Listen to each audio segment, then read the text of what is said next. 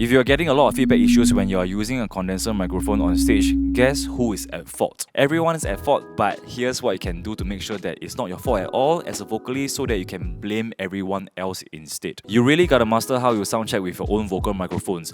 Soundcheck is not your time to be shy or be afraid of how the empty room will judge your voice or how loud you will get or whether your soundcheck will disturb anyone. No, it's not. This is no time to be insecure. This is soundcheck. It really means checking the sound for you to make sure that you are comfortable on stage and it also sounds good right outside. I see a lot of singers like to just sound check with their talking voice, sing a bit while rushing through the sound check process, and everything goes haywire during the show when they can't hear anything or everything starts to feedback crazily on stage when they push the levels up. And then they blame the sound engineer. Like, sister, the sound guys reached the venue way earlier than you and they probably worked hard to set up the sound system as well. So the least you could do is respect them by doing a good sound check so that their show can sound good as well and their hard work is paid off. You also gotta know that condenser microphones like this are generally way more sensitive than dynamic microphones, and a little change in the gain could affect the overall volume of the microphone on stage. So the keyword here to solving this problem is communication. When you are doing your sound checks, please make sure to communicate clearly with the sound engineer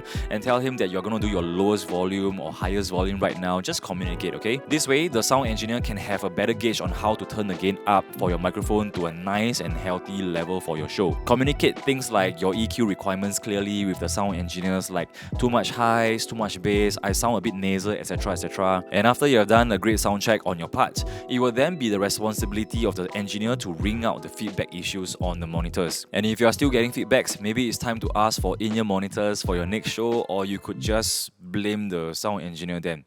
No, I'm kidding, okay? Be nice to everyone.